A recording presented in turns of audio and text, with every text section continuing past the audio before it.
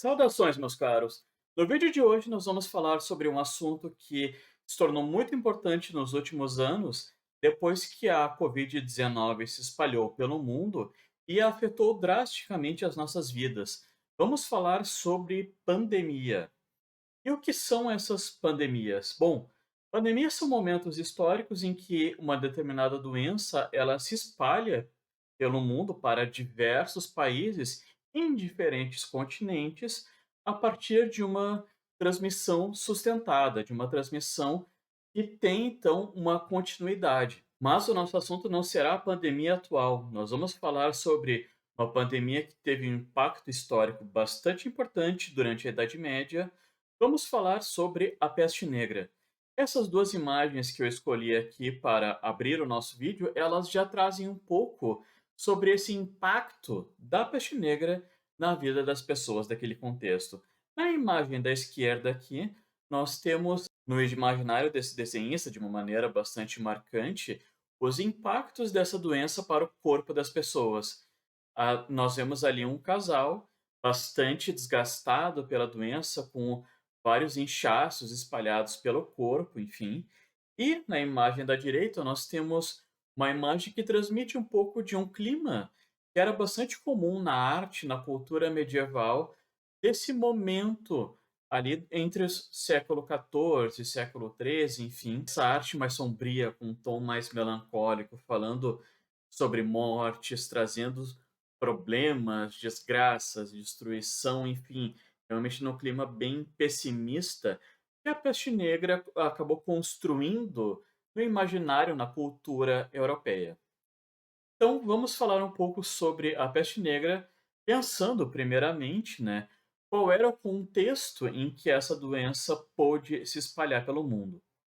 Quando nós analisamos o contexto intelectual em que a peste negra teve o seu surto mais famoso na Europa, nós podemos perceber que justamente a falta de conhecimento na área da saúde sobre condições de higiene foi um dos principais responsáveis pela facilidade de transmissão dessa doença.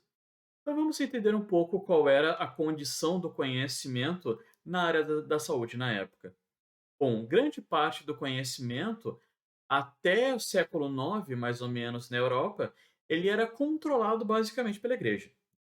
Não que não existisse pesquisas, estudos nessas áreas, mas todo o conhecimento que foi acumulado pela humanidade, que chegou até os europeus até aquele momento, eram conhecimentos controlados pela igreja. Durante o século XI, então, nós temos uma transformação nessa situação, principalmente devido a três grandes motivos. O primeiro, então, é o surgimento de escolas e universidades que não seguiam necessariamente o controle da igreja. A segunda grande causa para essa transformação foi o crescimento das cidades. Então, a gente teve, ao mesmo tempo que esse crescimento da população urbana, um florescimento de rotas comerciais, principalmente rotas comerciais internacionais, ligando importantes cidades europeias com cidades do Oriente Médio, com cidades do norte da África, que tinham sim vários conhecimentos na área da saúde. Então, esses três elementos foram se juntando ao decorrer do século XI, principalmente, para que esse conhecimento fosse mais difundido na Europa e saísse então do controle da igreja. Essa transformação foi bastante importante no momento da chegada da peste negra para que a gente tivesse uma resposta a esse período, a essa situação. Vamos agora para uma ficha técnica então sobre essa doença. Ela é uma doença causada por uma bactéria chamada Yersinia pestis. Essa bactéria, então, ela é transmitida principalmente através de pulgas de ratos. Quando esses roedores, então, infectados por essas bactérias, eles se aproximam do convívio humano, as pulgas que viviam ali presas naqueles animais, se alimentando do sangue daqueles animais, quando esses animais morriam, essas pulgas vão, então, buscar outros animais, podendo chegar, assim, então, ao contato humano.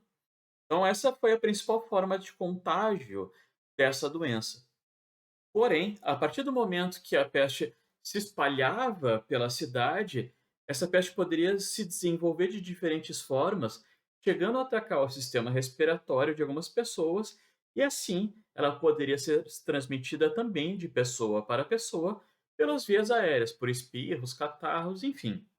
Quais eram os sintomas dessa doença? Os impactos internos para o organismo humano eram bastante variados, né? As questões mais comuns eram febre altíssima, dores de cabeça. Então, dependendo aonde então essa bactéria iria se instalar, se ela se desenvolve mais no sangue, nas vias aéreas, enfim, ela poderia ter efeitos diferentes. Mas os sintomas visíveis, e inclusive trouxeram os dois nomes para essa peste, eles eram, o primeiro, manchas negras na pele, por causa da morte de tecidos. Então, algumas partes do corpo ficavam extremamente escuras e por isso peste negra.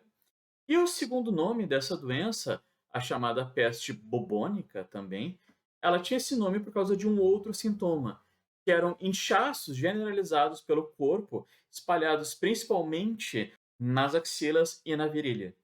Então, esses inchaços, eles eram chamados de bubões, por isso peste bubônica também. Então, a gente tinha uma variedade, né, de efeitos no organismo, mas essas eram as duas grandes marcas que as pessoas tinham para perceber, então, que as pessoas estavam com essa doença. Essa doença que se espalhou com muita facilidade em vários momentos da Idade Média e mesmo posteriormente, né. Então, a gente teve esse famoso e grande surto, essa grande pandemia da peste negra, que aconteceu entre 1348 e 1388, mas nós já tivemos outros momentos de peste bubônica, não só na Idade Média, mas mesmo posteriormente, né? Inclusive, aqui no Brasil já tivemos casos nesse sentido. Mas essa famosa, então, pandemia da peste negra que aconteceu nesse período que eu falei anteriormente, como ele se espalhou então?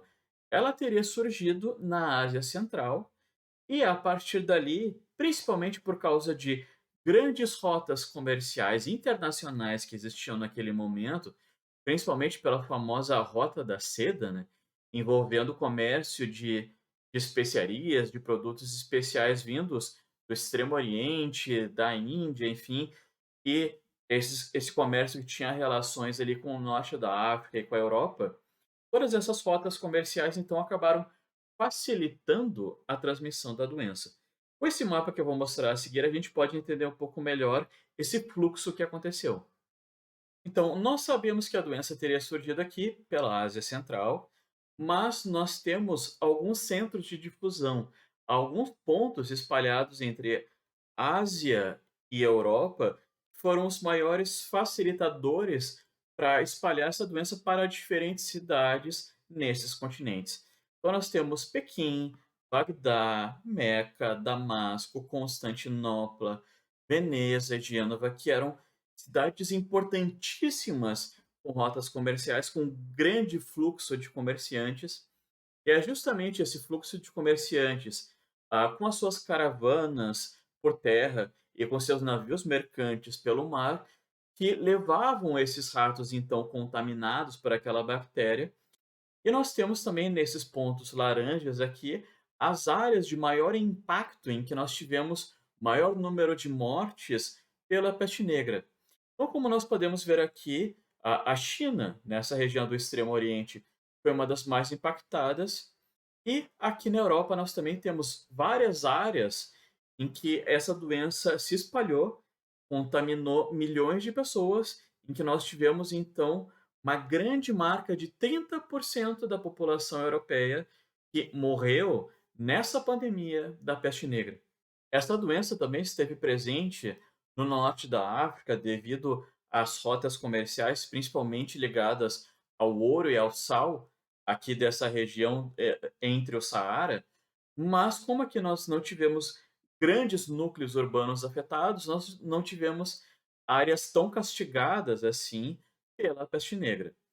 Para finalizar, é importante nós pensarmos sobre quais foram as consequências da peste negra no contexto medieval. Em primeiro lugar, nós tivemos um grande confronto, uma tensão entre diferentes concepções, ideias místicas, né? relacionadas à doença, à saúde, que estavam relacionadas também a concepções religiosas, né, principalmente, a ideia de que essa doença, que é a peste negra, era um castigo de Deus, que estávamos próximos do dia do juízo final e todas essas coisas.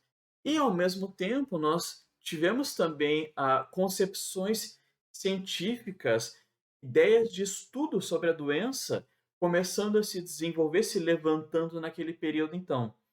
Então, ao mesmo tempo que nós tivemos sim esse quase desespero religioso em algumas situações, nós tivemos também pessoas preocupadas em estudar e entender como a doença se espalhava, como esses sintomas iam se manifestando em diferentes cidades, como controlar então essa transmissão. Nesse sentido, nós chegamos à segunda grande consequência.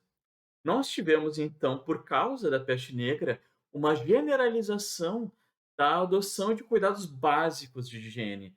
Lavar as mãos, cuidar com a limpeza da água, cuidar com limpezas de alguns locais. Junto com isso, a gente teve vários códigos sanitários importantes que foram desenvolvidos principalmente nessas cidades com grande fluxo comercial.